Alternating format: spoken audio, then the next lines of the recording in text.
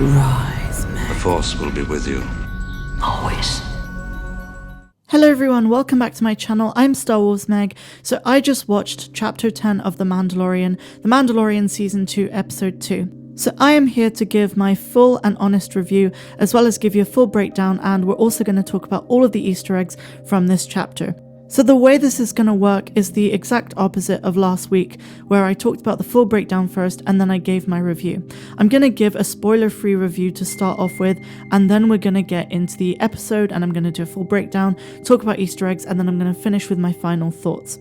So I will start by saying this was Peyton Reed's episode and Kathleen Kennedy was the executive producer as well. So as a chapter, as an episode of The Mandalorian, I must say I was a little bit disappointed. The plot seemed very weak, and while the visuals were great and there was a lot of fan service and quite a few Easter eggs at the beginning as well, overall it was just kind of a 4 or 5 out of 10 for me. It's not really the reason I watched The Mandalorian. There wasn't too much action and it was very much a filler episode, to the point where it's almost unnecessary. As anyone who has already seen the episode can attest to as well, this is an episode that leads into a more important one next week. So I do feel a little bit disappointed and let down because it was built up to be quite a significant episode. So that is my spoiler-free review, and as always I'm going to give you 10 seconds now to either click away if you don't want to be spoiled or to stay, and then we will get into the full breakdown and Easter eggs.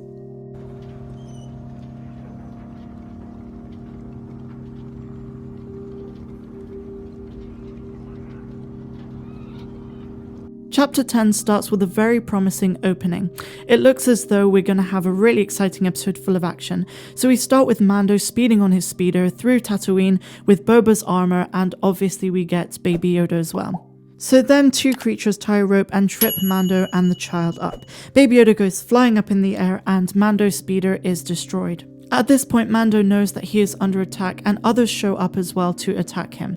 So one of them then picks up Baby Yoda and threatens to harm him using a knife. Mando then decides to bargain with him so that they don't hurt the child. So the creature wants Mando's jetpack and Mando decides to give it to him.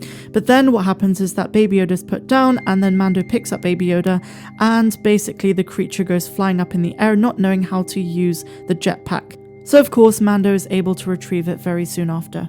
So then we get the title screen and it's revealed to us that Chapter 10 is called The Passenger. So Mando then continues on foot now that the speeder is destroyed, carrying Baby Yoda and his belongings with him. He approaches what seems to be Mos Eisley and we see Jawas chitter-chattering in the background, which is a great callback to A New Hope. So the next scene is very much in line with the original trilogy, especially Return of the Jedi, and you'll see why in a minute. As Mando enters a bar, it's very apparent that Jabba's palace-style music is playing in the background while aliens are having a drink. Mando then walks through the bar and we see a Han Greedo-style conversation going on between Pelimoto, who we saw in Chapter 9 as well, and someone called Dr. Mandible. So Mando explains how he got Boba's armor and how he defeated a Krayt dragon. She tells Mando that Dr. Mandible can help him if he wins a bet. Now at this point, if you just hover over behind Mando, we see a giant Easter egg, and this is a link back to Return of the Jedi. The bartender seems to be the droid EV-9D9, who was a supervisor droid from Return of the Jedi who worked for Jabba the Hutt, and we also see him take care of R2-D2 and C-3PO before they are basically rewired to work for Jabba in Episode 6. So long story short, Pelimoto wins the bet, and then what happens is we see another Easter egg, and this one is of R5-D4, who we also saw in Chapter 9. Now because he is now owned by Pelimoto, he just follows behind as they leave the bar. We then cut to Pelimoto's place where we see some Krayt dragon meat being cooked, and she tells them that she likes her meat cooked medium rare. And then we are told a pretty big plot point which will carry on in the next chapter. Pelimoto tells Mando that a Mandalorian covert is close. However, there are mitigating circumstances. For example, he can't use hyperdrive, and he has to carry the female alien who is known as Lady Frog in this episode that we saw in the second trailer with him.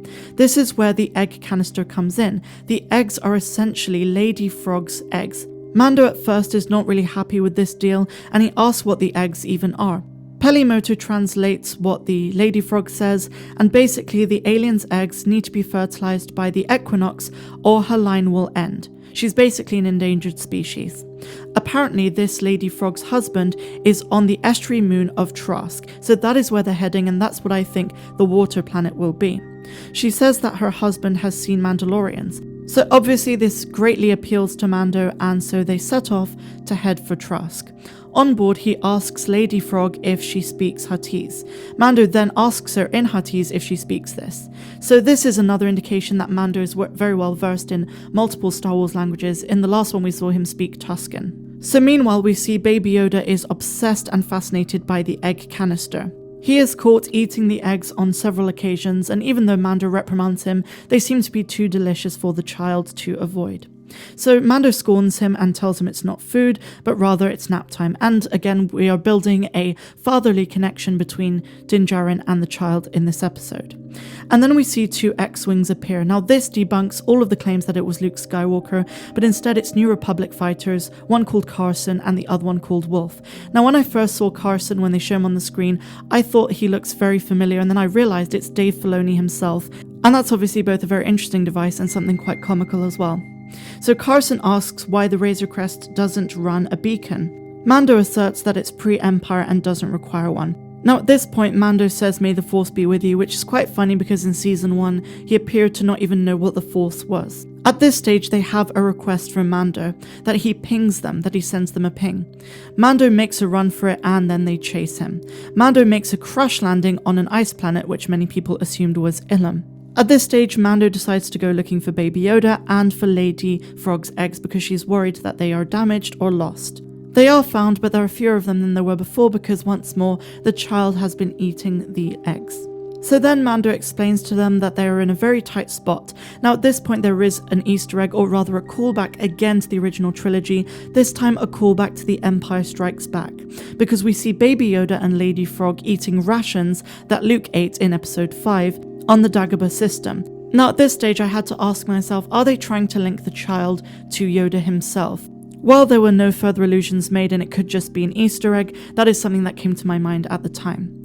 So then Lady Frog notices Q90, the droid who was also known as Zero, and sees that he's been destroyed. Mando wakes up and he hears Zero speaking, but it's not actually the droid, it's Lady Frog who bypassed the droid's security protocols to speak to him in Galactic Standard, also known as English. So she then explains to him how urgent it is to go to the only planet hospitable for her species. At this point, I'm thinking they're also making once more allusions to Yoda's species, because Baby Yoda is part of a species that is pretty much gone extinct, and this lady's species is also one which is endangered. So Mando reluctantly leaves the Razor Crest to explore, and he gets out a toolkit to try and fix it. Baby Yoda leads Mando to footprints of Lady Frog, and they wonder where she's gone, and it's very clear that she's wandered off somewhere. They then wander through many caves together, and they find Lady Frog bathing in a natural hot spring. She is surrounded by her eggs. Mando helps her to gather them since it seems that it's not safe. So the child then finds spider eggs and opens one up and eats them. At this point it's very clear that the spiders are actually Krykna, which were originally from the planet of Atolon, but in this case they are not. They're on a completely separate planet. Again, not been confirmed which planet this is. So this awakens the mother, and lots of them come out of the eggs and they all start to chase Mando. Mando then blasts them and kills a lot of the small spiders, but they're still under threat. The Krykna get inside of the Razor Crest, and Din Djarin fire blazes as many of them as he can. At this stage, the mother spider crushes the ship just as they're trying to set off again. They then hear her being blasted from the outside. They're all a bit confused because they're wondering who this could be. So Mando investigates, and it's again the New Republic fighters that we saw earlier. It's at this stage that one of them, called Wolf, tells Mando that he has an arrest warrant for a prisoner. Again, we see a really cool shot of Dave Filoni, and they decide not to arrest him under an agreement that Mando will fix the transponder. They then leave, and Mando tells Lady Frog it'll be a long ride to Trask. And that pretty much is the entire episode. Not much happened in it, and like I said, I'm very disappointed that this was a filler episode and they didn't really explore anything. My biggest worry is that they're going to try and cram too many things in later on in the season. There are only 8 episodes and they need to take advantage of all the time they can.